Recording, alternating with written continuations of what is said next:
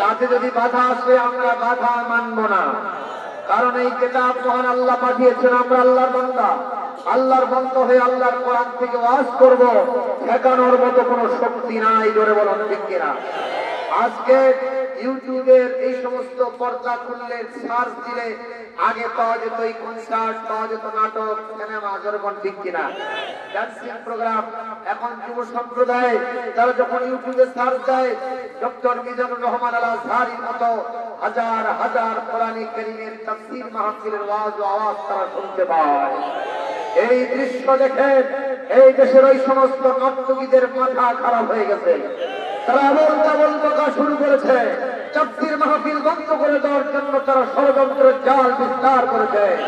আমরা বলতে চাই, যতই ষড়যন্ত্র করা হোক না কেন, মহান আল্লাহর ওয়াদা গোটা বিশ্বের সমস্ত মুজাহিদরা রেডি আছে।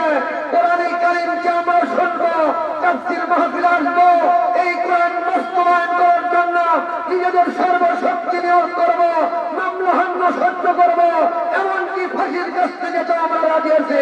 তারপর কোরআন ছাড়বো না বন্ধুরা। তারা রাজি আছে, হাত তুলে লেখা করতে থাক।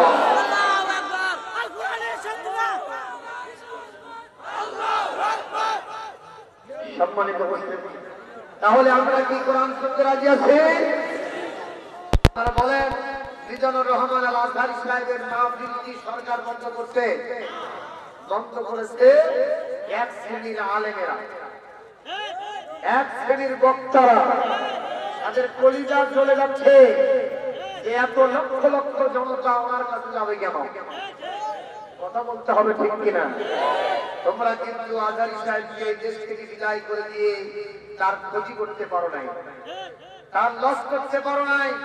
কারণ আমি কোরআন শরীফ সামনে নিয়ে আপনাদের সাক্ষী রেখে, মহান আল্লাহর নামে সাক্ষ্য দিয়ে, তার নামে কসম দিয়ে বলতে চাই, ডক্টর মিজানুর রহমান আল আজহারী বাংলাদেশের অন্যতম শ্রেষ্ঠ ইসলামিক স্কলার, হৃদয়ের স্পন্দন আমাদের সম্মানিত যুব সম্প্রদায়ের। আজকে সব জায়গায় যার নাম উচ্চারিত হয়, উনি যখন আবার এই বাংলাদেশে আসবেন তার প্রোগ্রাম করার জন্য এরকম কোন মাঠ দিয়ে হবে না, জেলা শহরের কোন স্টেডিয়ামে হবে না, বিভাগীয় স্টেডিয়ামে হবে না, ঢাকার বড় বড় মাঠ ছাড়া অন্তত 20-30টা মাঠ ছাড়া তার প্রোগ্রাম দেওয়া সম্ভব হবে না।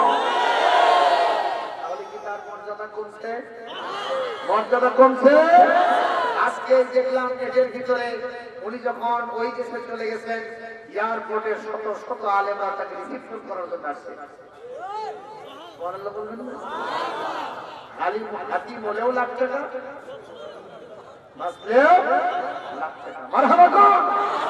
এবং দেখলাম ওখানে বিভিন্ন মসজিদে বিভিন্ন তাফসীর মাহফিলে তাকে ইনভাইট করা শুরু হয়েছে। এক দরজা যদি বন্ধ হয়, আল্লাহর দ্বীনের জন্য হাজার দরজা খোলা থাকে। আপনারা দোয়া করেন ওই আল্লাহর মুফাসসির আবার এই দেশে আসবে ইনশাআল্লাহ। মাননীয় প্রধানমন্ত্রীর কাছে দাবি জানাই, উনি ডিসেম্বর থেকে প্রোগ্রাম শুরু করেছেন এই দেশে। আল্লাহর রহমতে উনি কোন প্রোগ্রামে সরকারের বিরোধী একটা কথা বলেন নাই। কথা বলতে হবে ঠিক কিনা? সব প্রোগ্রামে তিনি গঠনমূলক আলোচনা করেছেন। এই দেশ কিভাবে উন্নতির সমানে চলে যায়, এই দেশ কিভাবে আধুনিক মালয়েশিয়ার মতো, সিঙ্গাপুরের মতো উন্নয়নশীল দেশ হতে পারে, সৌদি আরবের মতো কেমনে দেশের নিচ থেকে স্বর্ণের খুলে বের হয়, আকাশ থেকে বরকতের দরজা খুলে যায়, তিনি সেই সমস্ত আলোচনায় পেশ করেছিলেন। যার কারণে হাজার হাজার যুব সম্প্রদায় এখন তার জন্য পাগল পাড়া, তারা ওই সব ছেড়ে দিয়ে এখন ইসলামের জন্য জান দিতে প্রস্তুত থাকে। বলতে হবে। আমরা মাননীয় প্রধানমন্ত্রীর কাছে দাবি জানাবো, আপনি মেহেরবানি করে আপনার সুন্দর সুমতির মাধ্যমে, আপনার সংসদের মাধ্যমে, আপনার আইন ও কানুনের মাধ্যমে আমাদের সম্মানিত মিজান আজহারী সাহেবকে আমার দেশের মাটিতে নিয়ে এসে এই যুব সম্প্রদায়কে জান্নাতমুখী করার জন্য তাফসীর আবার খুলে নেয়। ঠিক কিনা গো? আপনারা কি নীলফামারীতে তাকে দেখতে চান না? চান কিনা? প্রধানমন্ত্রীর কাছে দাবি জানানোর জন্য আমার হাত করে না, আল্লাহর কাছে হাত করে দেখো। আল্লাহ কবুল করুন বলি আমিন। সম্মানিত ভাইরা, এখন আমি আপনাদের সামনে আলোচনা করতে চাই কোরআনে কারীমের একটি আয়াত আপনাদের সামনে পেশ করেছি, দুইটি আয়াত। এটি কোরআনে কারীমের আপনার 15 নম্বর পারা 17 নম্বর সূরা সূরা বানী ইসরাঈল, এখান থেকে 9 নম্বর এবং 10 নম্বর দুইটি আয়াত তেলাওয়াত করেছি। যেরকম সুবহানাল্লাহ। এই দুইটি আয়াতের প্রথম আয়াতে আল্লাহ বলছেন, নিশ্চয় ইন্না হাযাল কোরআন, নিশ্চয় এই কোরআন, যেরকম কোন কোরআন? নিশ্চয় এই কোরআন ইয়াহদি, পথ দেখায়, রাস্তা দেখায়, ইনস্ট্রাকশন দেয়, ডিরেকশন দেয়, এমন একটা রাস্তা দেখায় লিল্লাতি, যে আকওয়াম, যে রাস্তাটা স্ট্রেট হয়, যে রাস্তাটা সহজ সোজা, যে রাস্তাটা সরল এবং সোজা স্ট্রেট, এই রাস্তার শেষ ঠিকানা আল্লাহর জান্নাতুল ফেরদাউস। জোরে বলতে হবে। শুধু তাই নয়, ويبشر المؤمنين الذين يعملون الصالحات, ওই ঈমানদারদেরকে কোরআন শুভ সংবাদ দান করে যারা এনার ঈমান আনার পরে বসে থাকে না, ভালো ভালো কাজ করে, সমাজ কল্যাণমূলক কাজ করে, আমলে ফলে দিয়ে তাদের জীবন ভরে নেয়, তাদের জন্য কিসের শুভ সংবাদ? আন্না লাহুম আজরান কাবীরা, নিশ্চয় তাদের জন্য রয়েছে বিরাট পুরস্কারের শুভ সংবাদ। সেই পুরস্কার যদি মনে করেন আল্লাহর জান্নাত, সেই পুরস্কার যদি মনে করেন বিশ্ব নবীর শাফাত, সেই পুরস্কার যদি মনে করেন মহান আল্লাহ পাকের সন্তুষ্টি। আল্লাহ পাক বলেন, যারা আমার কোরআন মানবে আর কোরআন অনুযায়ী কোরআন শুনবে, কোরআন অনুযায়ী চলবে, তাদের জন্য সব ধরনের ব্যবস্থা মহান আল্লাহ করে দিবে। তাহলে আমরা এগুলো দেখতে চাই কি চাই না? দেখেন এই কোরআন মানুষকে কিভাবে অন্ধকার থেকে আলোর দিকে নেয়, একটা শক্তিশালী সরল সোজা পথ প্রদর্শন করে। একটি ছোট্ট ঘটনার মাধ্যমে আপনারা তা বুঝতে পারবেন। একটু শোনার মতো এনার্জি আছে তো? দেখেন, যে মানুষটা আমার নবীকে হত্যা করতে যায়, এই মানুষটা কি আলোতে আছে না অন্ধকারে আছে? বলেন বলেন বলেন। কারণ আমার নবী কি ভালো মানুষ না কালো মানুষ? আমার নবীর চেয়ে ভালো মানুষ অতীতে কেউ ছিল? বর্তমানে আছে? কিয়ামত পর্যন্ত নবীর মতো আরেকটা মানুষ কেউ আসবে? আল্লাহু আকবার বলেন। আমার নবী জীবনে কোনোদিন মিথ্যা কথা বলেছেন? আমার নবীজি জীবনে কোনোদিন মানুষের হক মেরেছেন? কারো উপর জুলুম করেছেন? উল্টা পাল্টা করেছেন? আমার নবীজি আমানতের খেয়ানত করেছেন? ওয়াদা খেলাপ করেছেন? আমার নবী জীবনে কোনোদিন অস্তিত্ব খেলাপ করেছেন? জেনা ব্যভিচার করেছেন? যেরকম নাউযুবিল্লাহ, সব কিছু নবীর ভিতরে ছিল, ভালো কাজ কোনো খারাপ ছিল না। এজন্য একজন কবি বলেছেন, নবীর কথা বলতে গিয়ে তিনি বলেছেন এভাবে, জীবনে কখনো তুমি মিথ্যা বলোনি, তাই তো তোমায় পেতে কাঁদে ধরণী।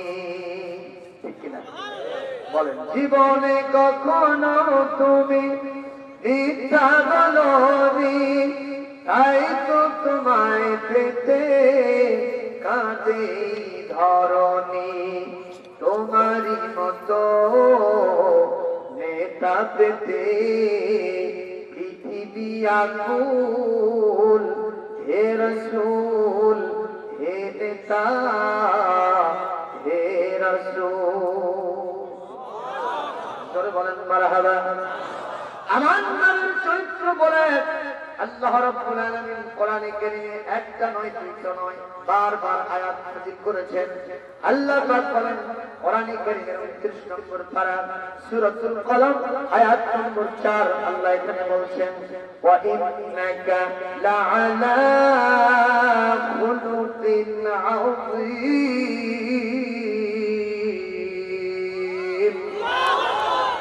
And you are of sublime.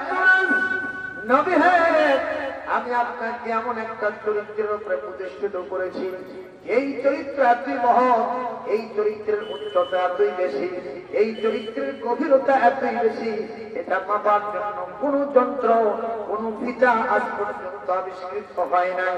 কিয়ামত পর্যন্ত এই ফিতার যন্ত্র আবিষ্কার হবে না। আমি আপনাকে একটা আজিম চরিত্র, উন্নত চরিত্র দান করেছি।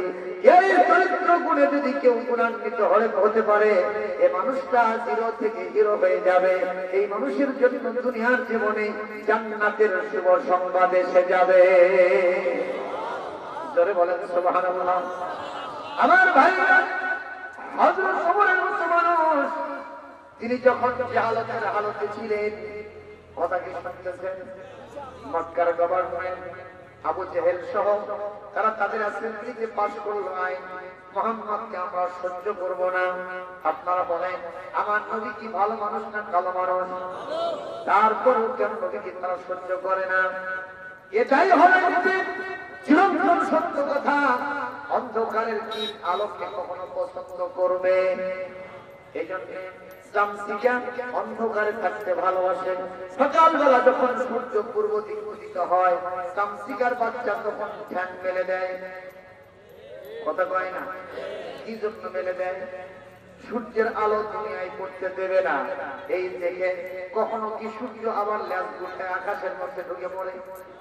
কথা কয় না? ঢুকে পড়ে ভাইজান। বরং সূর্য বলে, চামচিকার বাচ্চা, তোর 14 গোষ্ঠী এসে আমার আলোকে নিষ্প্রভ করার জন্য, বন্ধ করার জন্য তৈরি থাক। তোর 14 গোষ্ঠীকে আমি পুড়ে ছারখার করে দিব। আমার আলো দিয়া ওটা পৃথিবীকে আলো ঝলমল করে দিব। আমি তাতে কখনো বসে থাকবো না। আবু সালমান এই পৃথিবীতে নবীজিকে বিদায় করার জন্য আবু জেহেল স্বপ্ন দেখলো। আপনারা বলেন আমার নবীজি কি প্রকৃতপক্ষে বিদায় হয়ে গেছেন? কথা শুনে গেছেন, কিন্তু বিদায় হয়েছে কে? আবু জেহেল। কথা বলেন ঠিক না ঠিক? এই পৃথিবীতে আবু জেহেল নামে কোন লোককে কি নাম দিয়ে খুঁজে পাওয়া যাবে? আপনাদের এই শোলমারি ইউনিয়ন পরিষদে কোন আবু জেহেল মার্কা লোক আছে? এখানে যদি কেউ থাকে হাত তোলেন, আমার নাম আবু জেহেল বলেন। দেখেন তো আশেপাশে আছে কেউ হাত তুলছে? আচ্ছা, যদি বলি মুহাম্মদ কেউ আছেন? আমাদের প্রত্যেকের নামের শুরুতেই কি আছে? তাহলে হাত তুলতে হবে। আমরা প্রত্যেকেই মুহাম্মদ। জোরে করুন মারহাবা। এই মুসলমান, খেয়াল করেন, হযরত মুসাকে দুনিয়া থেকে বিদায় করার স্বপ্ন দেখেছিল কে? ফেরাউন। জোরে করুন কে? আপনারা বলেন এলাকার মধ্যে ফেরাউন নামে কেউ আছে? থাকলে একটু আস্তে করে হাত তোলেন। আমার পকেটে যত টাকা পয়সা আছে সব আপনাকে দিয়ে যাব। একজন হিন্দুকেও যদি বলি ভাই আপনার পরিবার টুকরা নবজাতক সন্তানের নামটা আপনি একটু ফেরাউন রাখেন, আমি আপনাকে 20,000 টাকা দেব, হিন্দু ভাই রাজি হবে? কথা কয় না? কিন্তু মুসা আলাইহিস সালামের নামে লোক আছে না নাই? এই মাহফিলও থাকতে হবে। দেখি কে আছেন হাত তোলেন। মুসাকে এই যে দেখেন হাত তুলছে, কতগুলো হাত উঠে গেছে মুসা। জোরে করুন মারহাবা। বাংলাদেশের যেখানেই যাই মুসা নামে হাজার হাজার লোক খুঁজে পাওয়া যায়, কিন্তু ফেরাউন নামে কাউকে খুঁজে পাওয়া যায় না। আপনাদের এলাকায় জবাব দেন, হযরত ইব্রাহিম আলাইহিস সালামকে আগুনে পুড়ে মারতে চেয়েছিল কে? কথা করছেন না কেন? আপনারা বলেন এই এলাকার ভিতরে কোন লোক কি আর নমরুদ নামে আছেন? আছে। কিন্তু যদি বলি ইব্রাহিম আছেন নাকি হাত তোলেন। ও যাবে না, যাবে না। ওই যে দেখেন হাত উঠে গেছে, ইব্রাহিমের হাত ধরে মারহাবা। আরো জোরে মারহাবা। আমার সালমান কিয়ামত পর্যন্ত ইসলামের সাথে, কোরআনের সাথে, নবীর সাথে, নবীর যারা আলেম ওলামার সাথে যারা বেয়াদবি করবে তাদেরকে জমিন থেকে বিদায় করে দিয়ে নিজেদের রাজ্য পাকাপোক্ত করার জন্য যারা চেষ্টা চালাবে ওদের 14 গোষ্ঠী বিদায় হয়ে যাবে, কিন্তু আল্লাহর নবী, ইসলাম, কোরআন, আলেম ওলামা বিদায় হবে না। কথা বলতে হবে ঠিক কিনা? কারণ এই পৃথিবীতে ইসলামের সুনাম বজায় রাখার দায়িত্ব কে নিয়েছেন? ইউরিদুনা লিইউতফিউ নূরাল্লাহি بأفواههم والله متم نوره ولو كره الكافرون একটু আল্লাহু আকবার আল্লাহ পাক চিরন্তন সত্য কথা কাল যে আদর্শ ইসলাম যতদিন পর্যন্ত জমিনে থাকবে ইসলাম বিরোধী লোকেরা আমার ইসলামের নূরকে কোরআনের নূরকে আলেম ওলামার নূরকে ওরা নির্বাচিত করার জন্য মুখের ফুৎকার দিয়ে এটাকে নিভে দেওয়ার জন্য চেষ্টা চালাবে আমি আল্লাহর ইচ্ছা হলো আমার নূরকে বিদায় আমি করব না আমি এটাকে পূর্ণতা দান করব বিজয়ী করব তাতে ওদের যত কাজ হোক আমি আল্লাহ পরোয়া করি না জোরকন মারহাবা আর জোরকন আল্লাহু আকবার অবসাল্লাম আমার নবীর মাথা কাটার জন্য ওমর নাঙ্গা তরবারি হাতের ভিতরে নিয়েছে খাপ থেকে মুক্ত তরবারি কারণ হচ্ছে নবীর মাথা কাটতে পারলে এক নয় দুই নয় 100 মরুভূমির জাহাজ মার্কা ওই মুখটা সে পুরস্কার হিসেবে পাবে বলেন তো ওমর তাহলে এখন অন্ধকারে আছেন না আলোতে আছেন নবীর মাথা যে কেটে যায় সে আলোতে থাকতে পারে এই কারণে হযরত ওমর যখন সামনে যান নজর করে দেখেন হাঁটা রাস্তার মাঝখানে বাম পাশে কিছু সংখ্যক লোক জটলা করতেছে হযরত ওমর আস্তে করে রাস্তার মোড় পরিবর্তন করে তাদের কাছে গেলেন যে জিজ্ঞেস করলেন মা যাতাসনাউনা ফি হাযাল মাকান তোমরা এইখানে কি করো ওরা বলতেছে ওমর একটু খেয়াল করে দেখো মাঝখানে একটা গাভী দেখা যায় বলে হ্যাঁ বুঝতেছেন আচ্ছা ভাই এটা কি হলো আমার তো ডিস্টার্ব হচ্ছে এত কথা বললে কি ওয়াজ করা যায় আপনাদের কষ্ট হচ্ছে ভাইজান তোমরা এখানে কি করো ওরা বলতেছে ওমর এই যে দেখো একটা গাভী দেখা যায় বলে হ্যাঁ বলে ওই গাভীর পেটের মধ্য থেকে কি যেন একটা আওয়াজ আসতেছে আমরা সে আওয়াজ উদ্ধার করতে পারছি না কি বলেন গাভীর বাছুর যদি ভেতর থেকে হাম্মা হাম্মা বলে এটা কি মানুষ তার মর্মটা বুঝতে পারবে কতক্ষণ পারবে হযরত ওমর বললেন তাহলে কি করতে হবে বলে তুমি তো অত্যন্ত মেধা সম্পন্ন মানুষ তোমার কামটা আমাদের চাইতে অনেক ভালো একটু পেটের সাথে কামটা লেগে দাও তো ওই গাভীর বাছুর এখনো জন্ম নেয় নাই কিন্তু কিছুদিন পরে জন্মগ্রহণ করবে দেখো তো গাভীর বাছুর তার পেটের ভেতর থেকে কি বলতেছে হযরত ওমর কান লাগাইলেন গাভীর বাছুর মার পেটের মধ্য থেকে জবাব দিচ্ছে আওয়াজ দিচ্ছে তার ভাষায় ওমর তুমি যত বড় বীর পুরুষ হও তুমি মরীচিকার পিছনে ছুটতেছ বিশ্ব নবীর মাথা কাটতে পারবা না বরং তোমার মাথায় বিশ্ব নবীর কদম মোবারকে দিয়ে আসতে হবে জোরে বলেন মারহাবা ও মুসলমান গাভীর বাছুর এখনো জন্ম নেয় নাই তার নবীর পক্ষে না বিপক্ষে কথা কয় না নবীর পক্ষে না বিপক্ষে আল্লাহ পাক নিজেই ঘোষণা করেছেন কোরআনে কারীমের 2 নম্বর সূরা 1 নম্বর পারা সূরার নাম হলো সূরাতুল বাকারা 29 নম্বর আয়াতে ইনশাআল্লাহ পাক বলেন হুয়াল্লাযী খালাকালাকুম মা ফিল আরদি জামিআ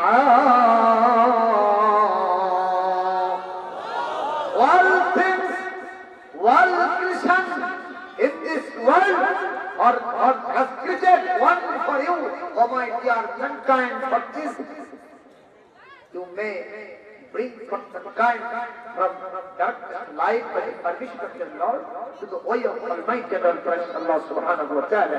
Worship your Lord who created you and told people so that you may become righteous. Yurkan Allahu Akbar. Allah Akbar.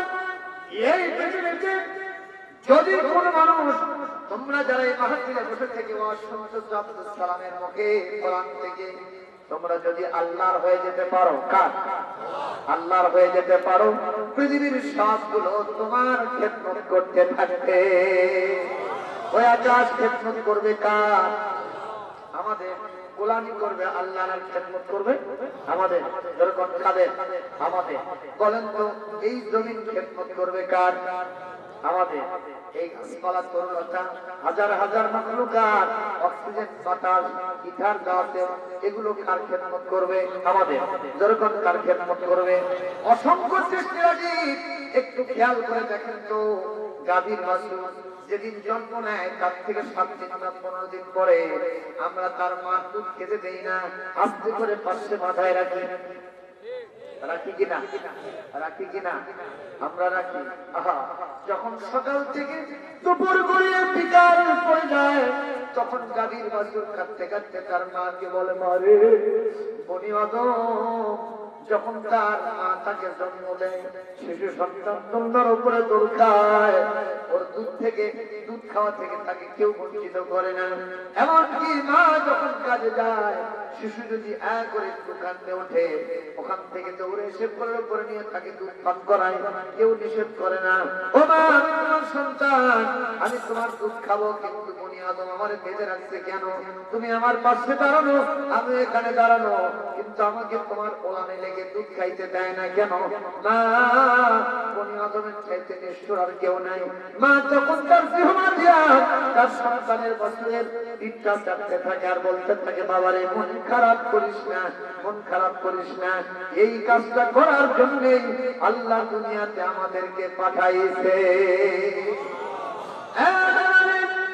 এই দুনিয়াতে আমার বাচ্চার আমার বাচ্চাদের হক মেরে ওরা এই দুনিয়াতে দুধগুলো পান করবে, এরপরে পুষ্টির চাহিদা পূরণ করে স্বাস্থ্যবান হয়ে যাবে, আল্লাহর জন্য গোলামি করবে, আল্লাহর জন্য ইবাদত করতে থাকবে। এর বিনিময়ে কিয়ামতে আমরা নাজাত পেয়ে যাব। তবে একটা কথা শুনে রাখো ও আমার প্রিয় বাছুর, একটা কথা শুনে রাখো, এই বনি আদম আমার সন্তানের হক মেরে পুষ্টিকর দুধটা খাওয়ার পরে যদি আল্লাহকে না ডাকে, আল্লাহকে সিজদা না দেয়, আল্লাহর গোলামি যদি না করে, আমি তোকে সাক্ষী রেখে বলতে চাই, কাল কিয়ামতে এক ফোঁটা দুধের মূল্য আমি ছাড়বো না। জোরে কোন আল্লাহু আকবার।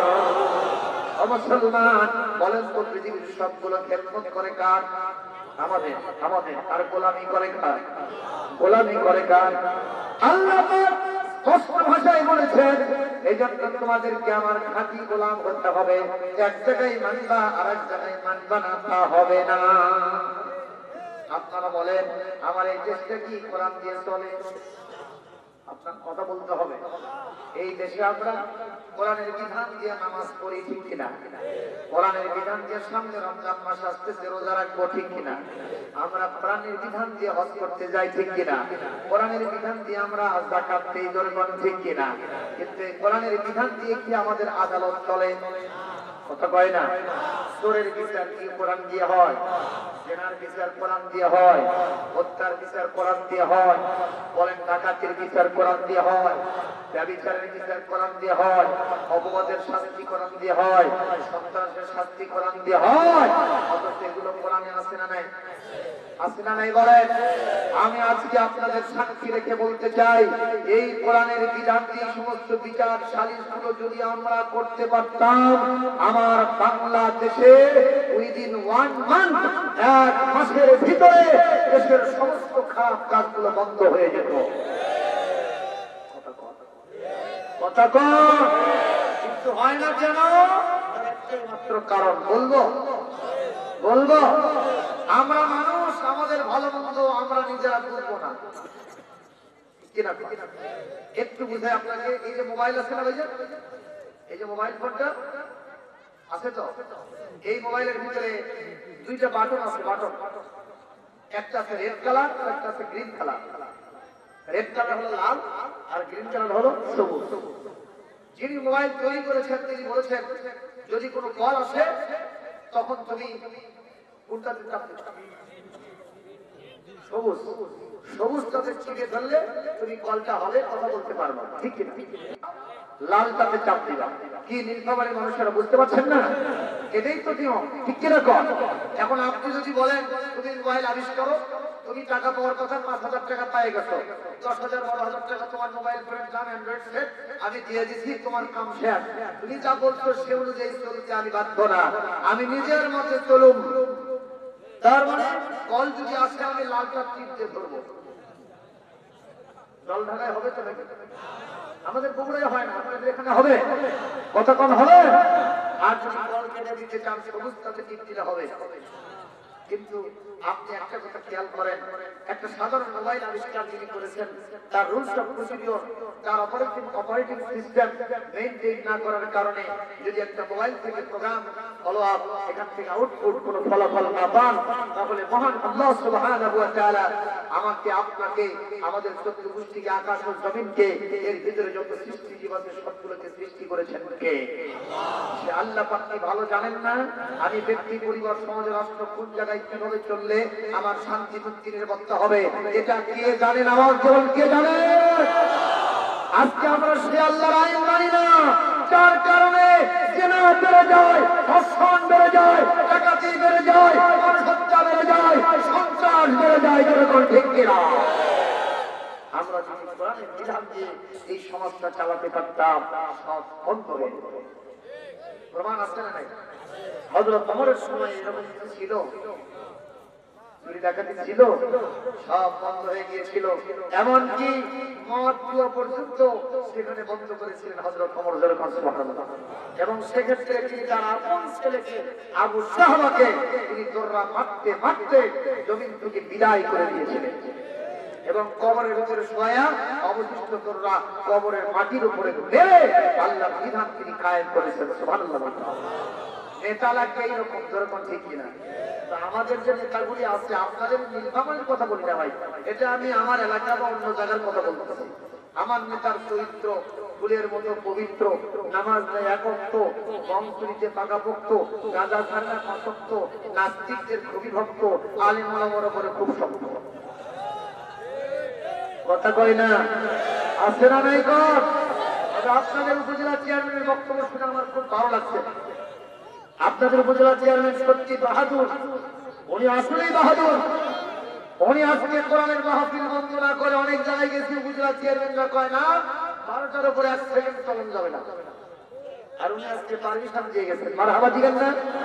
আমরা ওনার জন্য দোয়া করতে চাই, আল্লাহ যেন এই এলাকায় ওনাকে কোরআনের সৈনিক বানায় দেন, এই এলাকায় যেন নেতৃত্বে ইসলাম প্রতিষ্ঠিত হয়। জোরে করবে, আরো জোরে করবে। তাতে কষ্ট পাইলে আমার নবীর চরিত্র এই ফুলের মতো পবিত্র। আমার নবীর চরিত্র ফুলের মতো পবিত্র বললে হবে না, ফুলের চাইতেও পবিত্র। সুবহানাল্লাহ। কারণ ফুলের বোতলে অনেক সময় ময়লা আবর্জনা পড়ে কিনা? পড়ে না? ফুল যদি রাস্তার পাশে থাকে ধুলো বলে পড়বে, যদি উন্মুক্ত থাকে আকাশ দিয়ে পাখিগুলো যাচ্ছে পায়খানা করলে ফুলের উপরে পড়বে, তাহলে ফুল তো অপবিত্র হলো, ঠিক কিনা? কিন্তু আমার নবীর চরিত্রের যতটুকু কালিমা কোনদিন পড়ছে? আলহামদুলিল্লাহ। এই জন্য আমার নবীর চরিত্র ফুলের চেয়ে পবিত্র। সুবহানাল্লাহ। আমার ভাই জানেন, এই কারণে কোরআনের বিধান প্রতিষ্ঠা ছাড়া কোনো বিকল্প নাই। আমি মানুষ, আমি আইন তৈরি করতে পারবো না, আমার সীমাবদ্ধতা আছে না নাই? আল্লাহ নিজে বলেন খুলিকাল ইনসানু দাঈফা, আমি মানুষকে অত্যন্ত দুর্বল করে সৃষ্টি করেছি। আমি হীরামার্কা মানুষ, আমি একটা মুহূর্তের মধ্যে জিরো হতে বাধ্য, ঠিক কিনা? যদি পাতলা পায়খানা 3 বার হয়, কয়বার? চোখে আর কিছু দেখা যায় না, অন্ধকার। বাথরুমে গিয়ে বসে রাখছে স্ত্রী, আর একবার যদি পায়খানা হয় বউকেও মা করে ডাকতে ভুল করে না। বউ বলবে মা মা মা মা মা, বউ বলবে ভালো মানুষ টের পাও না, আমি তো তোমার বউ, কই খাবার। তার মানে হিরোটা এখন কি হয়েছে? কয়বার পাতলা পায়খানা? আর তুমি 3 দিন করে লাফাও, আল্লাহর বিরুদ্ধে আইন পাস করো, আল্লাহর বিরুদ্ধে চলো, আলেম ওলামার বিরুদ্ধে সিদ্ধান্ত নাও, সাহস তো কম নয় তা বলে, ঠিক কিনা? সম্মানিত ভাইয়ের আমার, এই জন্য আমাদেরকে আল্লাহর বিধান ছাড়া কোনো উপায় নাই। আগামীকাল কি হবে দেশে আমরা কি বলতে পারবো? আজকে যদি আমি আইন তৈরি করি, আইন তো আগামী গেল, আগামীকালে আইন চলবে। এই জন্য আমার বাংলাদেশের সংবিধান মাত্র 16 বার সংশোধন হয়েছে। 17 বার করার জন্য চাপ আছে, সামনে হয়তো আরো সংশোধন হবে। আপনারা বলেন এই বাংলাদেশ স্বাধীন হয়েছে ৭২ সংবিধান, তো আমরা বললাম ৪৮ বছরের সংবিধানে ১৬ বার সংশোধন হলো। একটু আওয়াজ দিয়ে সবাই বলবেন তো আমাদের কোরআনের সংবিধানের বয়স হলো ১৫০০ বছর। এই ১৫০০ বছরে কোরআন কয়বার সংশোধন হয়েছে? জোরে বলতে হবে। কেন সংবিধান সংশোধন হয় নাই? এটা যিনি নাজিল করেছেন তার নাম আওয়াজ দিয়ে জোরে সরে বলবেন তিনি কে? আর জোরে বলুন। আল্লাহ পাকের কোনো পরিবর্তন নেই, তিনি সবকিছু জানেন। ১৫০০ বছর পরে বাংলাদেশে কি হবে উনি সেটা জানেন, সে অনুযায়ী বিধান দিয়েছেন। সুবহানাল্লাহ। আমার ভাই জানেন হযরত ওমর তিনি সামনে চলতেছেন, হঠাৎ করে চিন্তা হলো, হাই রে, মনে আছে তো জাহির বাসুর আমাকে কি সংশোধন করে দিল, আমি কি তাহলে সামনে যাব নাকি পেছনের দিকে ব্যাগ দিয়ে মারবো? ওমরের মনের চিন্তা, আমি কেন পেছনের দিকে যাব, আর একটু সামনে গেলেই তো মুহাম্মদকে পেয়ে যাব। একটা কূপ দিয়ে কল্লা কেটে ১০০টা মরুভূমির জাহাজ লাগতো। নাউজুবিল্লাহ। লোভে পাপে কি হয়? মৃত্যু হয়। এই গরুর বাছুর কি বললাম সেইটা শুনে আমি চুপ থাকতে পারবো না, আমি সামনে যাবো, তাতে যা আছে কপালে হবে কাল সকালে। নাউজুবিল্লাহ। যখন আমার গরুর বাছুরকে আভার কাম করে তার কথা না শুনে তখন সামনের দিকে অ্যাডভান্স করেছে বিশ্ব নবীর একজন নতুন সাহাবী, নাম তার নুআইম বিন আব্দুল্লাহ রাদিয়াল্লাহু তাআলা আনহু। নবীর দরবার থেকে বাড়ির দিকে ফিরে আসতেছিলেন, রাস্তার ভিতরে হযরত ওমরের সাথে সামনাসামনি দেখা। হযরত ওমরকে বলতেছেন, ওমর আইনা তাযহাবু? আর আমি কই ওমর, ওমর তুমি কই যাও? হযরত ওমর বলতেছেন, রাস্তা ছেড়ে দাও, এই তরবারি দিয়া একটা কোপ দিয়া মুহাম্মাদের দফা করব, জীবন থেকে তার নাম নিশানা মিটায় দিও। নাউজুবিল্লাহ। আপনারা কি মনে করেন ওমর নবীকে মারতে পারবে? কারণ নবীর সাথে যিনি আছেন তিনি কে? জোরে বলেন। এক পর্যায়ে নুআইম বিন আব্দুল্লাহ বলতেছে, ওমর স্ট্যান্ড আপ, দাঁড়ায় যাও, ওমহনা এখানেই দাঁড়াও, লা তাজাল, খবরদার একটা কদম সামনে যাবে না। বলে কেন যাব না? তোমার সাহস তো কম নয়। আমি এই মুহূর্তে ওই নবীর দরবার থেকে আসলাম, নবীজি নিজে বললেন একজন নবীর গায়ে জান্নাতি ৪০ জন যুবকের শক্তি সংরক্ষিত থাকে। তুমি পাগল বাচ্চা মানুষ, তুমি মুহাম্মদ সাল্লাল্লাহু আলাইহি ওয়াসাল্লামকে মারতে যাও, তোমার সাহস তো কম না। একজন নবীর গায়ে জান্নাতের ৪০ জন যুবকের শক্তি আছে। জোরে আল্লাহু আকবার দিবেন না? কষ্ট হচ্ছে ভাই? নুআইম বিন আব্দুল্লাহ বলতেছে, ওই সব কথা, ওই সবটা কথা বাদ দাও তো, মুহাম্মাদের শক্তি কতটা আমার জানা আছে, তাহলে দাও, আমার খালি একবার যেতে দাও, আমি এক কোপ মারবো, কল্লা দেহ থেকে পড়ে যাবে। নুআইম বিন আব্দুল্লাহকে ছেড়ে দেবে? কথা কয় না, ছেড়ে দেবে? বিশ্ব নবীর জানের সাহাবী, প্রাণের সাহাবী, জীবন দিয়ে নবীকে রক্ষা করা তার জন্য চ্যালেঞ্জ। কথা বলে। আজকে আমরা তো নবীর মহব্বতে ভালোবাসায় ইয়া নবী সালামু আলাইকা গরম গরম 10 খান জিলাপি খাইয়া একেবারে নবীর মহব্বত দিয়ে কলিজা ভরে ফেলে। আছে না নাই? ও মুসলমান, এটা আসল মহব্বত নয়, এটা আসল সুন্নাত নয়। কবি বলছে কত সুন্দর করে, সুন্নাত নয় শুধু দাওয়াতের মেহমান, সুন্নাত নয় শুধু খাওয়া শেষে মধুপান, আরো কিছু সুন্নাত আছে তুমি জানো কি, জানলেও জীবনে কখনো তা মানো কি। কথা বলে না, কথা বলে না। আমার সাথে সবাই পড়েন, সুন্নাত নয় শুধু দাওয়াতের মেহমান, সুন্নাত নয় শুধু খাওয়া শেষে মধুপান, আরো কিছু সুন্নাত আছে তুমি জানো কি, জানলেও জীবনে কখনো তা মানো কি। জোরে বলেন মারহাবা। আবার সালমান, আপনি কি জানেন না নবীর সন্তান মোবারক শহীদ হয়েছিল? কথা হয় না? আপনারা কি জানেন না বিশ্ব নবী দিনের দাওয়াতি কাজ করার জন্য তায়েফে গিয়েছিলেন? আমি তো 18 সালে তায়েফে গেলাম সফর করার জন্য। আমি নিজের চর্মচক্ষে দেখে এসেছি আমার সোনার নবীজিকে কাটায় দাসী সহ্য করে নাই। একবার পাথর মেরেছে। হযরত যায়েদ বিন হারিসা বলেন নবীজির সাথে সফর সঙ্গী আমি ছিলাম। নবীজি যখন সামনে অ্যাডভান্স করতেছিলেন চতুর্দিক থেকে ওই তায়েফের নেতৃত্বের লেলিয়ে দেওয়া সন্ত্রাসী বাহিনী দুষ্ট চক্র চোখা চোখা বড় বড় পাথরগুলো নবীকে বৃষ্টির মতো মারতেছিল। আমার চ্যালেঞ্জ হয়ে গেল আমি নবীজিকে বাঁচাবো, তাতে জীবন গেলে তাতেও সই, কিন্তু নবীর গায়ে কোনো আঘাত লাগতে আমি দেব না। একবার যে হযরত যায়েদ আমি নজর করে দেখলাম এত বেশি পাথর আমার মাথায় লাগে, আমার গায়ে লাগে। আমি মাথায় হাত দিয়ে দেখি পুরো মাথা আমার শেষ হয়ে গেছে পাথরের আঘাতে। আমি আস্তে করে একটু বসে পড়েছি, ওরা নবীজিকে পাথর মারা শুরু করেছে। নবীজি প্রথমবার আঘাত সহ্য করতে না পারে তখন সে জমিনে পড়ে গেলেন। কিছুক্ষণ পর ওরা দৌড় এসে নবীজিকে হাত ধরে তুলে দিয়ে সামনে যাওয়ার জন্য মজবুর করলো, বাধ্য করলো। আমার নবীজি যখন সামনের দিকে অ্যাডভান্স করে ওরা আবার পাথর মারা শুরু করে। পাথর মারতে মারতে নবীজির চেহারাটা রক্তে লালের লাল হয়ে গেল। নবীজি আবার দ্বিতীয়বার বেহুশ হয়ে পড়ে গেলেন। কিছুক্ষণ পরই শয়তান এসে আবার নবীজি দু হাত তুলে সামনে হাঁটার জন্য মজবুর করলো, তাকে বাধ্য করলো। নবীজি যখন আবার সামনে হাঁটা শুরু করেছেন এইবার আগের দুইবারের চাইতে সবচাইতে বেশি পাথর মারলো। মারতে মারতে নবীজিকে এমন ভাবে জর্জরিত করে ফেললো নবীজির রক্ত এইবার তৃতীয়বার সবচাইতে জমিনের মধ্যে পড়ে গেল। আমি নজর করে দেখলাম প্রকাণ্ড একটা পাথরের উপরে সোনার নবী হুমড়ি খেয়ে পড়ে গেলেন। আর নবীর মস্তক মোবারক থেকে পাথরের ভিতরে রক্তগুলো পড়তে পড়তে পাথর সেটা চুষে নিল। আমি আমার চর্মচক্ষে 2018 সালে গিয়ে দেখে আসছি, আমার মোবাইল ফোনের ভিতরে সেটা ধারণ করে নিয়ে আসছি। ওই পাথরটা এখন পর্যন্ত তায়েফে পড়ে আছে। যে পাথরে বিশ্ব নবীর সবচাইতে রক্ত বেশি পড়েছে, আর ওই রক্তগুলা এখন পর্যন্ত তায়েফের ওই পাথর চুষে নিয়ে রক্তে লাল হয়ে আসছে।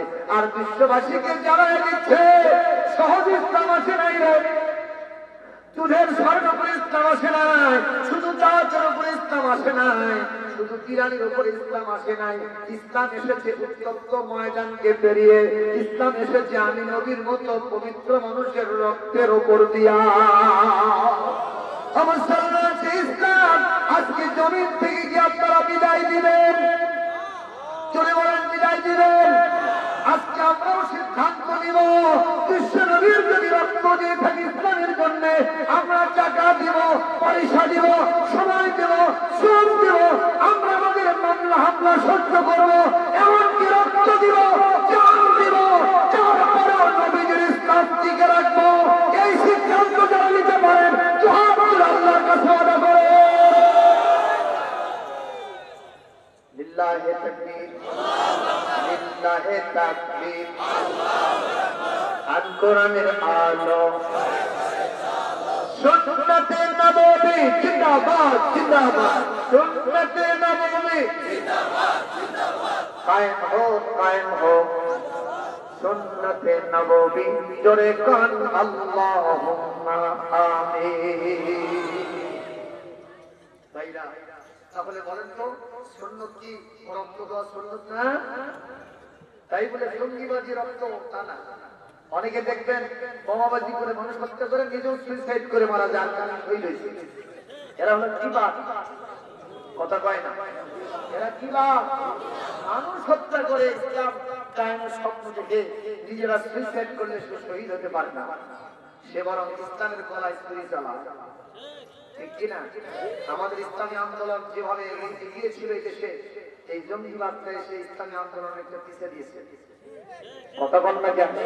আপনারা জল ঢাকার মানুষ, ইসলামী আন্দোলনের জজ্বা আছে না নাই? কথা কয় না? আমাদের জানা আছে ইসলামী আন্দোলনের প্রতি আপনার জানা শক্তি আছে, আপনার ইসলামী আন্দোলনের জন্য সব দিতে পারেন। জল ঢাকার অধিকাংশ মানুষ উন্নয়ন হতে পারে, কিন্তু আপনাদের একজন এই জল ঢাকাবাসীর যে মর্যাদা আছে, এই পৃথিবীর সুপার পাওয়ার আমেরিকার প্রেসিডেন্ট ডোনাল্ড ট্রাম্প থেকে 4 মূল্য আল্লাহর কাছে নয়। কথা কথা ঠিক কিনা? আপনার ইসলামের পথে আছেন, ইসলামের পথে যারা থাকে তাদের মর্যাদা কে দেয়? ধরে বলেন কে দেয়? নঈম বিন আব্দুল্লাহ এই মুহূর্তে ওমরের হাত থেকে ধরছে, তোমার গায়ে কত শক্তি আছে? ওই যা আছে মোহাম্মদ আমার সাথে পারবে না। তোমার শক্তি আজকে পরীক্ষা দিয়ে তারপর নবীর কাছে যেতে হবে। তাহলে তুমি কি আমার সাথে লাগবা? আমি লাগবো না। কে লাগবে? কে লাগবে? নিয়ে আসো, নিয়ে আসো। কয় না, অন্য কাউকে না, একটা বকরির বাচ্চা লাগাই দেবো। আপনাদের এলাকায় বকরির বাচ্চা কি বলে? বকরির বাচ্চা, ছাগল ছানা, ঠিক কিনা? ওমর বলতেছে, দেখো আমি হলাম 7 তলা আর বকরি বলা হলো 5 তলা। আমি হলাম লিয়াকত আলী আর বকরির বাচ্চা হলো জুতার কানি। আমি হিরো আর বকরির বাচ্চা জিরো। এই জিরোর সাথে হিরোর তুলনা দাও কোন হিসাবে?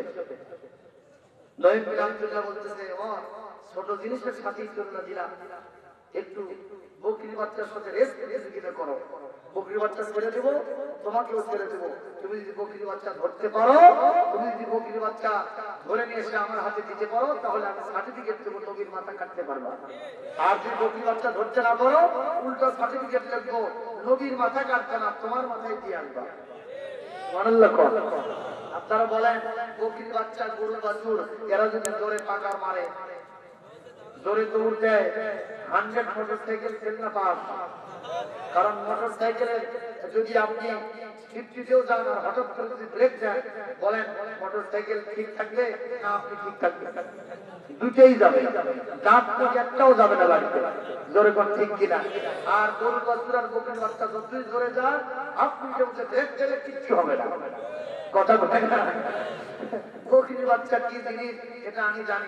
আমার গ্রামের এক লোক, এই যে কঠিন শীত গেল না কয়েকদিন আগে, এর ভিতরে বকরি গোসল করাবে। তার গোসল করাবে, বকরি গোসল করাবে। এখন বাড়ি থেকে টেনে হেঁচে আসছে পুকুর পাড়ের দিকে, গলায় রশি লাগায় এদিকে টানতেছে আর বকরির বাচ্চার পেছনে দিকে টানতেছে, বকরির পেছনে দিকে টানতেছে। এখন নিয়ে আসতে আসতে পুকুরের পাড় পর্যন্ত হেঁচে টেনে নিয়ে আসছে। ওখানে এসে এত ধরে টান মারছে, রশি ছিলা বকরি গেছে বাড়িতে, বকরি আলাপ পানিতে। কথা কথা এই হলো বকরির বাচ্চা। এটা তো ওমর জানে না, জোরে কোন ঠিক কিনা? অনেক বড় কথা হতে পারে যে এই মুহূর্তে যখন তিনি জাহালত হালতে আছেন, বকরির বাচ্চা কি জিনিস সেটা ওমর বুঝতে পারতেছে না। রেসপুলিশ যে শুরু হয়ে গেল, বকরির বাচ্চা নানে, ওমর বামে ধরার জন্য চেষ্টা চালায়, কিন্তু বকরির বাচ্চা কোনো চান্স দেয় না। এক পর্যায়ে লক্ষ্য বস্তুর কাছ থেকে আবার ফিরে আসতেছে, বকরির বাচ্চা ডানে, ওমর বামে, বকরির বাচ্চা বামে, ওমর ডানে, এইভাবে উল্টা পাল্টা হয়। ওমর চিন্তা করলো, ধরতে পেরেছি, এই যে কাছে সামান্য খরগোশের কচ্ছপের মতো হেলে দিলে আসতেছে, এক মুহূর্তে খপ করে ধরে আমি 500 বছরের লাশ বাড়াবো। ইতিমধ্যে আল্লাহর পক্ষ থেকে লাভ শুরু হয়েছে বকরির বাচ্চার প্রতি। আজকে তুই যদি বিজয়ী হতে পারিস, আমার নবীজির জীবন রক্ষা হবে, আমার রহমত, আমার নবীজি বিজয় হয়ে যাবে। আর তুই যদি পরাজিত হস, তাহলে ওমর আজকে বিজয় লাভ করবে। আজকে তোর শক্তি কতটুকু আছে এটা বিবেচ্য বিষয় নয়। তুই যেহেতু আমার রাস্তায় আছিস, তোকে যত সহযোগিতা করা লাগে আমি আল্লাহ করে দিয়ে দেবো। কথা বলে কবি বলছে কত সুন্দর করে,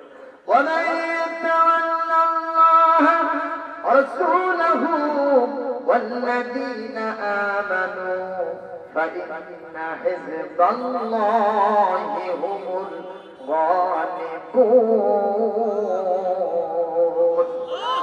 قرآن الكريم قسم سورة 6 নম্বর পারা, সূরাতুল মায়েদা 56 নম্বর আয়াত। কত নম্বর আয়াত? 56 নম্বর আয়াত।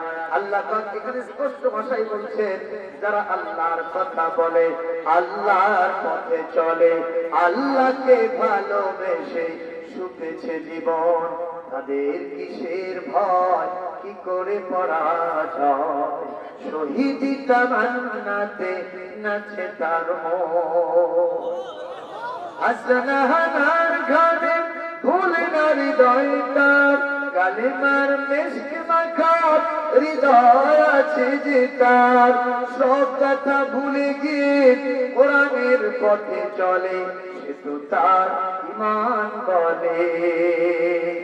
যারা আল্লাহর কথা বলে, আল্লাহর পথে চলে, আল্লাহকে ভালোবেসে সুখেছে জীবন, তাদের কিসের ভয়, কি করে পরাজয়, শহীদিতা বান্নাতে নাচে তার মন।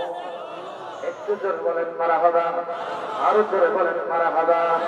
বকরির বাচ্চাকে শক্তি যিনি দিচ্ছেন তিনি কে? আরো জোরে, জোরে হবে না, সবাই বলে।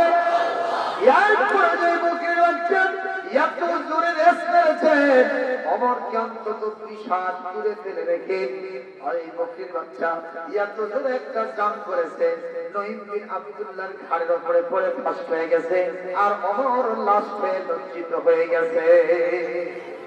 যখন মারহাবা। ওই আল্লাহ এখনো আছেন না নাই? বয়স কি হয়েছে? বুড়া হয়েছে? নাউজুবিল্লাহ। কোন আল্লাহর ক্ষমতা এখনো আছে না নাই? মুসলমান ভাইরা আমার, ইয়ার পূর্বে নঈম বিন আব্দুল্লাহর কাছে হাবতে হাবতে ওমর গিয়ে বলে, হে ওমর, আমি কি বলে নঈম রে, আমি একটু অন্য মনস্ক ছিলাম, এই ফাঁকে বকরির বাচ্চা ফাঁস হয়ে গেছে, আমি লাশ হয়েছি, এগিয়েছিলাম, মানে আবার প্রতিযোগিতা শুরু হোক। আপনারা বলেন যতবার প্রতিযোগিতা দেখবেন কেন, বকরির বাচ্চা বিজয়ী হবে না, অমর হবে। কারণ বকরির বাচ্চার সাথে আবার বলেন কে আছে? আমার সামনে এইবার নঈম বিন আব্দুল্লাহ বলতেছে, আমি তোমার সার্টিফিকেট লিখে দিলাম, নবীর মাথায় কাটতে পারবা না, তোমার মাথায় নবীর কদমে দিয়ে আসবা। জোরে বলেন সুবহানাল্লাহ। এইবার ওমর বলে, না না, আমি এগুলো মানি না, হত্যা ছেড়ে দাও, আমি মুহাম্মদকে হত্যা করবই করব। নঈম বিন আব্দুল্লাহ বলে, ওমর, আমি তোমাকে ছাড়তে রাজি নাই। জোরে বলেন মারহাবা। নবীকে মারতে যাচ্ছ আর আমি তোমার অনায়াসে ছেড়ে দেব নবীর কাছে যাওয়ার জন্য, এইরকম ইচ্ছা আমার নাই। এবার তোমাকে আবার ধরবো। বলো তো, তুমি কি তোমার বাড়ির খবর রাখো? রাখি তো না, খবর রাখবো না। আগে জানতাম তোমার মেজাজ খুব ভালো, কিন্তু এখন দেখলাম নিজের বাড়ির তলিত অন্ধকার আছে, তুমি তো জানো না। বলে সেটা আবার কি?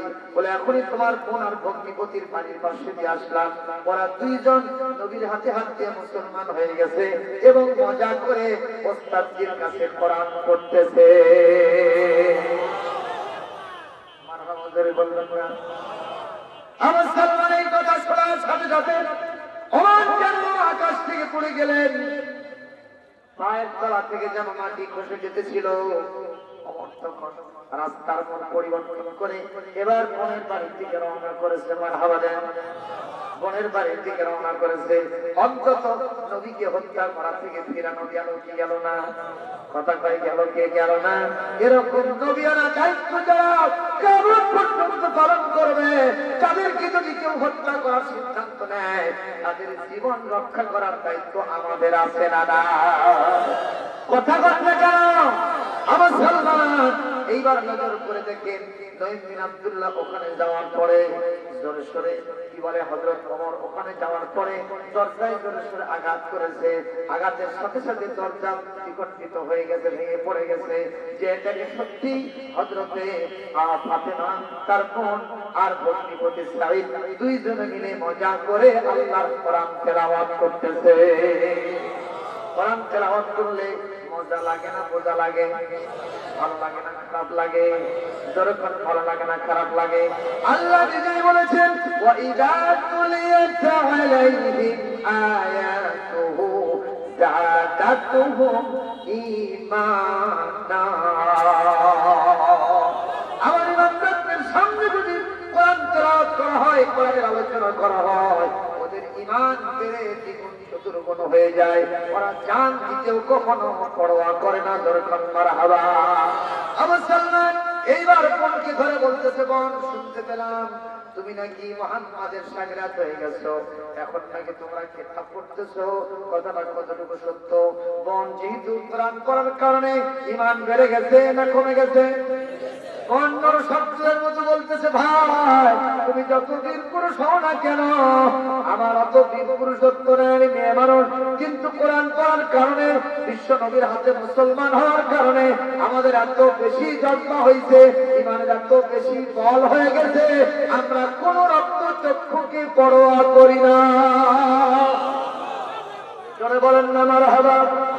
এই কথা বলতে দেরি আসছে, ওমর এবার বোনকে ধরে এই মুহূর্তে তার হাতের তরবারি দিয়া, তরবারির উল্টা পৃষ্ঠা দিয়া বোনকে মাটিতে মাটিতে রক্তাক্ত করেছে।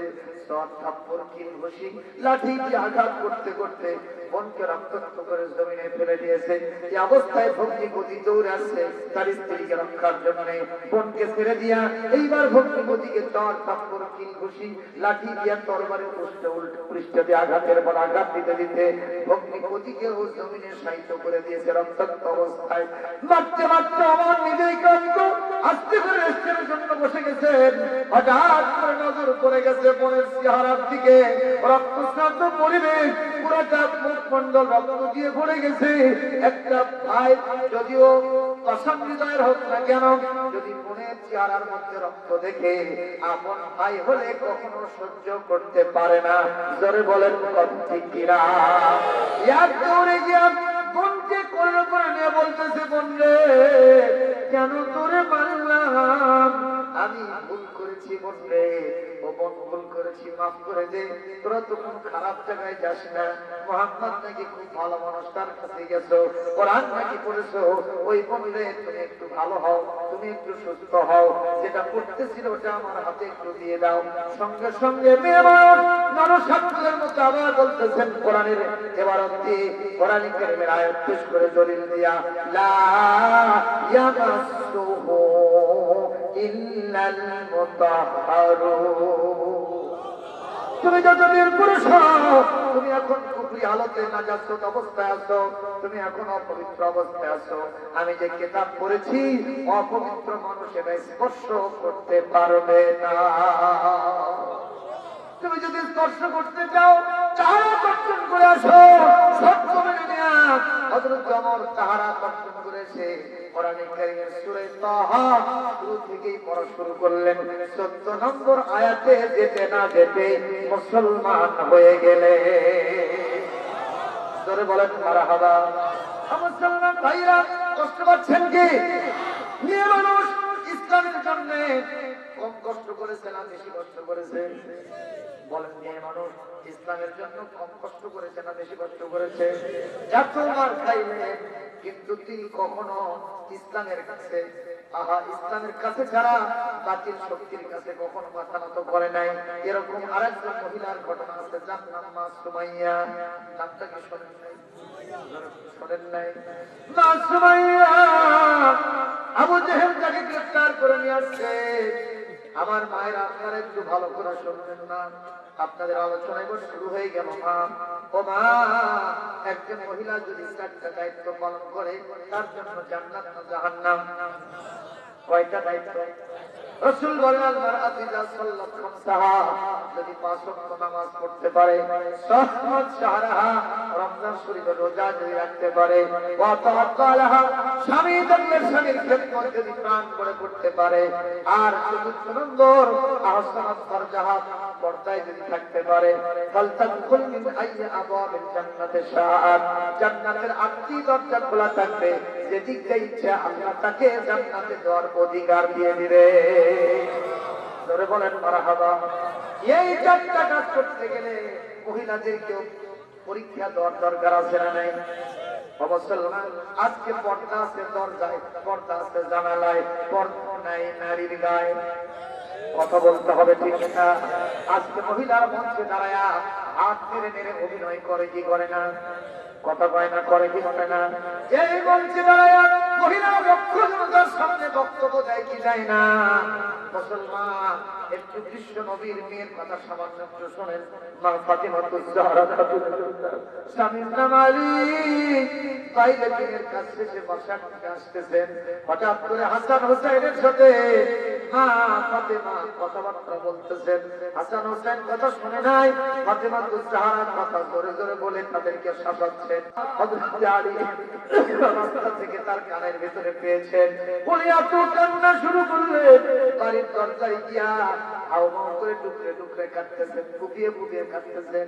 এইবার স্ত্রী মা ফাতেমা তুজাহারা খাতুনে জান্নাত বললেন হাসান হোসেনকে, বাবা কোতরে তোমার বাবার কি হয়েছে, তোমার বাবাকে একটু দাওয়াত দিয়ে নিয়ে আসো বাসার ভিতরে।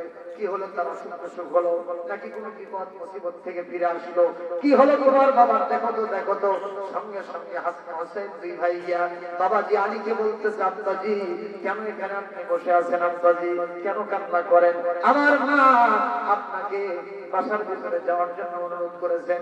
সঙ্গে সঙ্গে হযরত আলী কাররামাল্লাহু রাদিয়াল্লাহু তাআলা আনহু বলেন, আমি বাসায় যাব না, তোমার মায়ের কথাও শুনবো না, যতক্ষণ পর্যন্ত তোমার নানা দিনের নবী বিশ্ব নবী মুহাম্মদ রাসূলুল্লাহ সাল্লাল্লাহু আলাইহি সাল্লাম না আসবে, ততক্ষণ পর্যন্ত আমি বাসাতেও ঢুকবো না।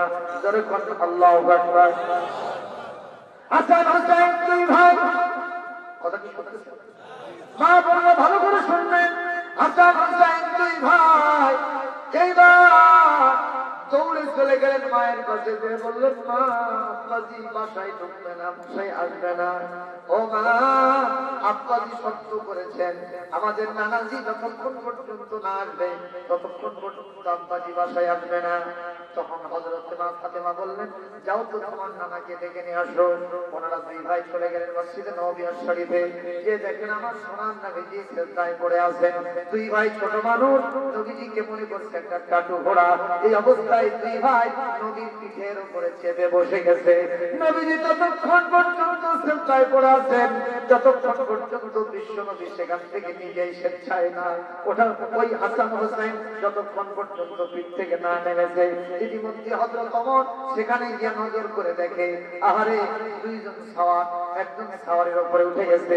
উনি আশ্চর্য হয়ে বললেন, আজকে একটা উত্তম সাওয়ারির উপরে দুইজন সাওয়ারি বসেছে, একটা উত্তম বাহনের উপরে দুইজন সাওয়ারি বসে গেছে, এর থেকে শ্রেষ্ঠ বাহন হয় না, এর থেকে শ্রেষ্ঠ সাওয়ারিও হয় না। যখন না মারহাবা।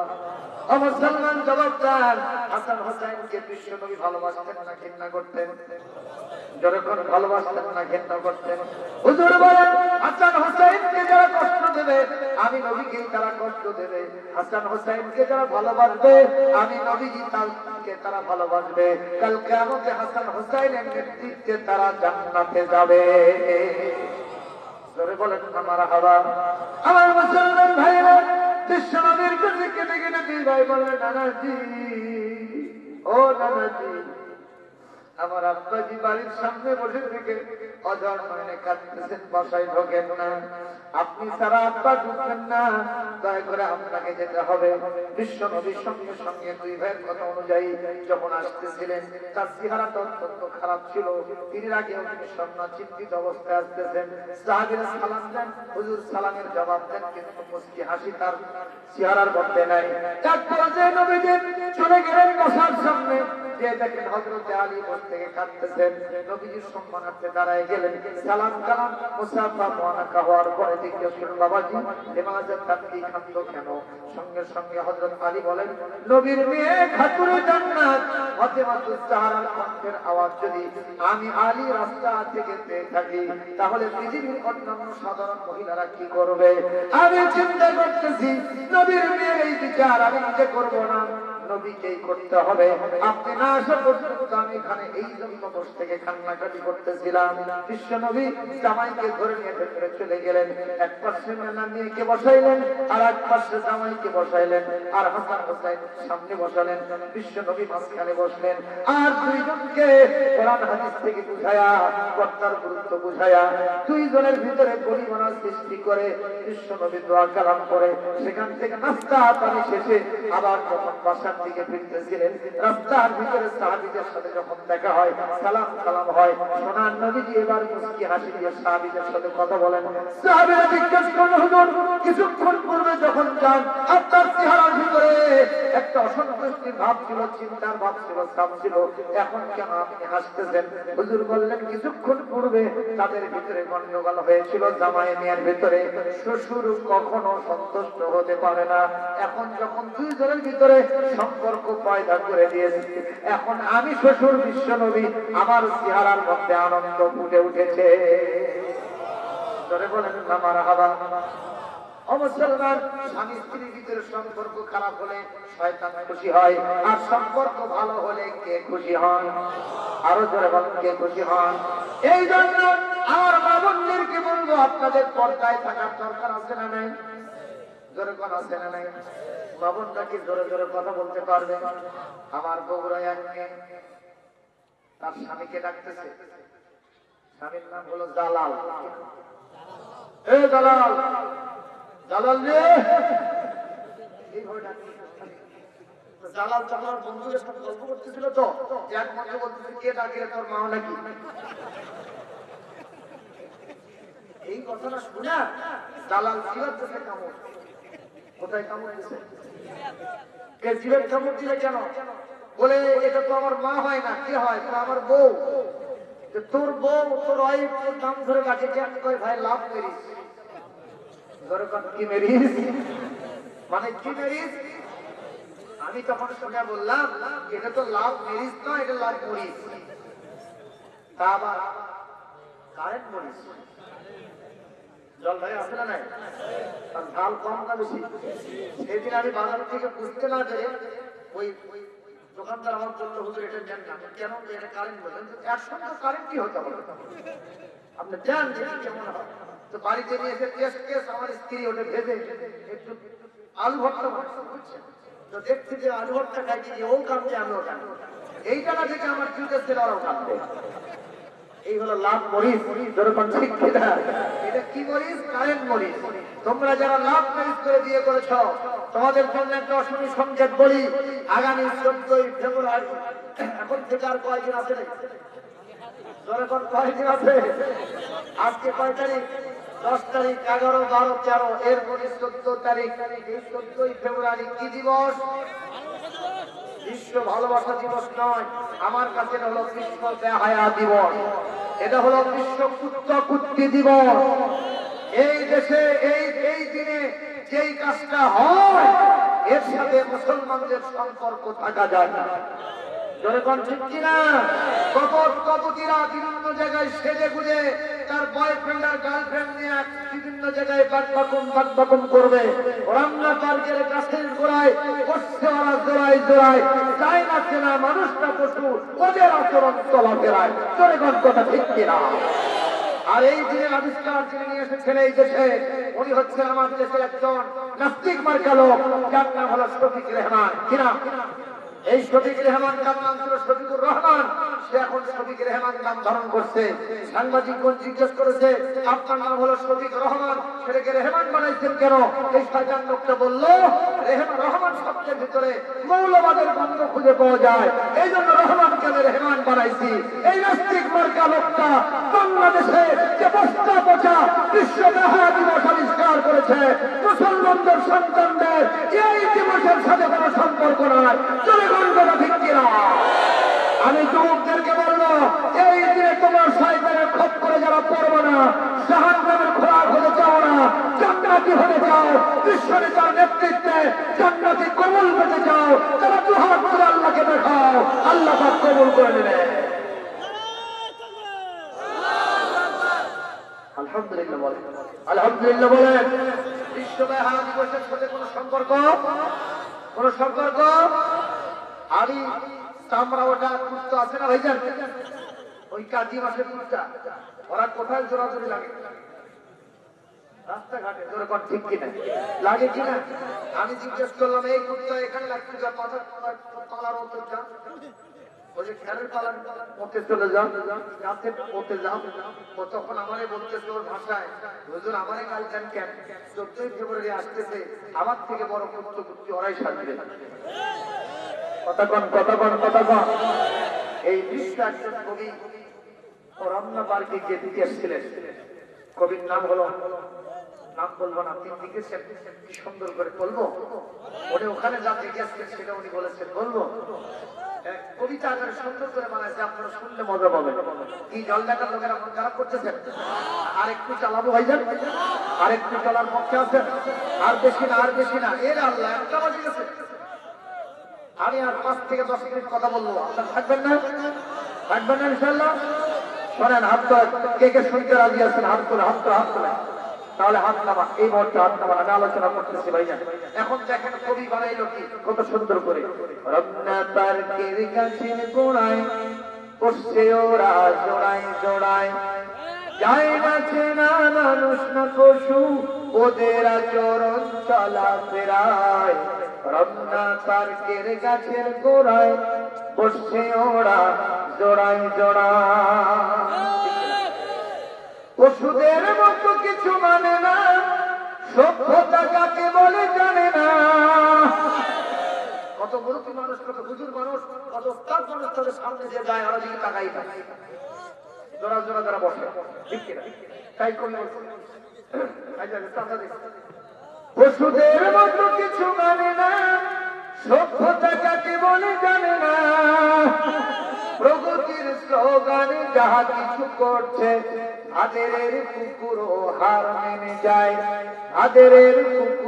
হার মেনে যায়, রমনা পার্কের গাছের গোড়ায় বসছে ওরা জোড়ায়।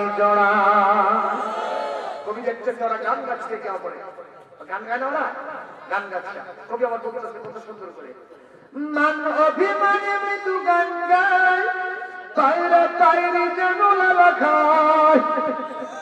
মান অভিমানে মৃদু গান গায়, কবুতর পাখি যেন লালা খায়। ইবলিস ডেকে হেসে বলতে থাকে,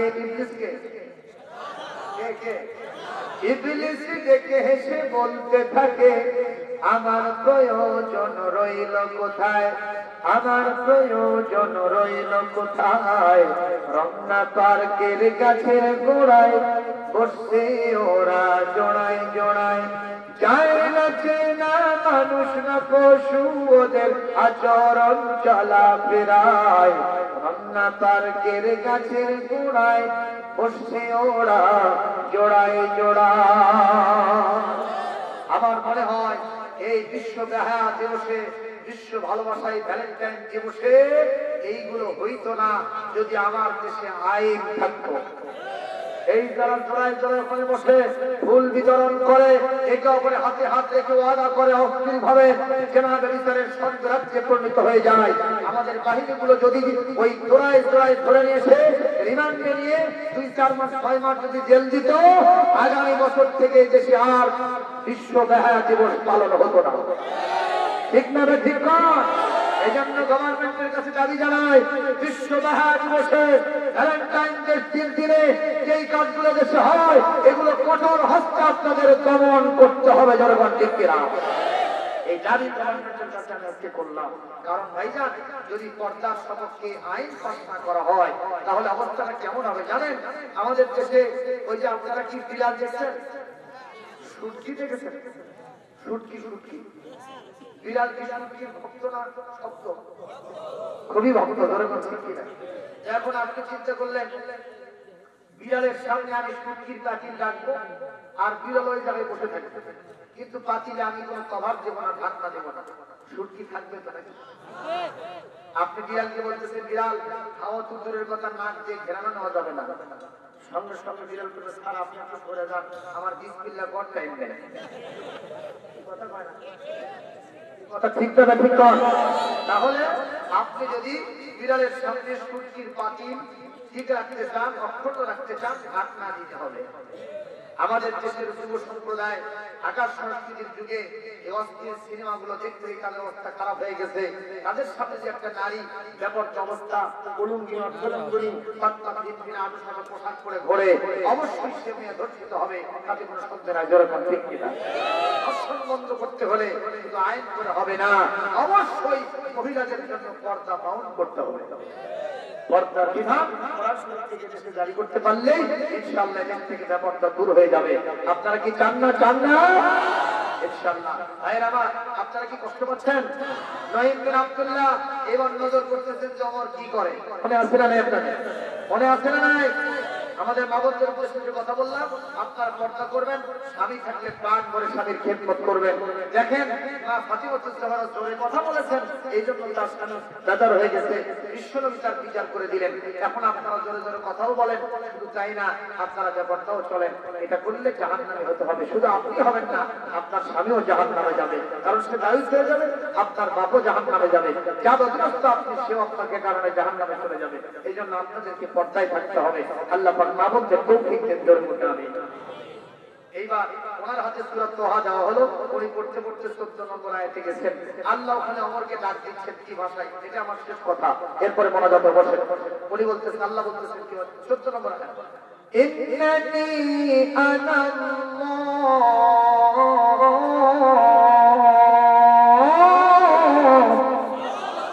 লা ইলাহা ইল্লা আনা ফা'বুদনি ওয়া আকিমিস সালাতা লিযিকরি।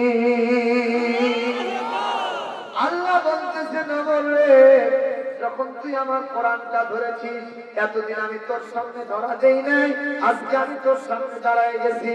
লাখ মানুষ পূজা হবল, চাঁদ সূর্য গাছ পাথরের পূজা ছেড়ে দে, আমি কেউ না রে, আমি কেউ না। ইন্নানি নিশ্চয় আমি, আনাল্লাহ আমি হলাম তোর আল্লাহ। আমি ছাড়া কোনো মাবুদ নাই, আমার দাসত্ব গোলামি তোর জীবনে গ্রহণ কর, আর মসজিদে গিয়া জামাত সহকারে আমার সমাজে স্মরণে নামাজ আদায় করে। এই জন্য তুমি আখিরাতে তোর জীবন খুলে যাবে, জান্নাত তোর ঠিকানা হবে। জোরে জোরে কোন সুবহানাল্লাহ। এই আয়াত পড়ার পরে হযরত ওমর যে বিশ্বনবীকে হত্যা করতে আসলেন, এইবার ওনাদের সহকারে বিশ্বনবীর দরবারে গিয়ে বললেন, ইয়া রাসূলুল্লাহ, আসছিলাম আপনাকে হত্যা করার জন্য, এখন আর আপনাকে হত্যা করব না, যারা আপনাকে হত্যা করতে আসবে আমার তরবারি তাদের বিরুদ্ধেই চলবে। আমি আপনার জন্য জান দিব, তারপর আপনার মহব্বত কলিজা থেকে বিদায় করব না। জোরে জোরে কোন সুবহানাল্লাহ। তাহলে এই কোরআন মানুষকে ভালো পথ দেখায় না খারাপ পথ দেখায়? আজকের মাহফিলকে জিজ্ঞেস করতে চাই, আপনারা কি কোরআনের রাস্তায় থাকতে রাজি আছেন? সর্বশেষ বলবো, আপনারা 5 ওয়াক্ত নামাজ পড়বেন, রমজান শরীফে রোজা রাখবেন, বাড়িতে পর্দা কায়েম করবেন, হালাল হারাম বিচার করবেন, সারাটা জীবন সত্যের পক্ষে থাকবেন। যারা রাজি আছেন সর্বশেষ দুটো হাত আল্লাহর দরবারে তোলেন, আরেকটু তাকবীর ধরেন, লিল্লাহি তাকবীর, লিল্লাহি তাকবীর। আল কোরআনের আলো সারা দুনিয়ায় জালো, আজকের মাহফিল সফল হোক, সফল হোক। জোয়ারবাড়ির মাহফিল, আনসারঘাটের মাহফিল, হাফিজ মাদ্রাসার মাহফিল, এই মসজিদের মাহফিল, লিল্লাহি তাকবীর।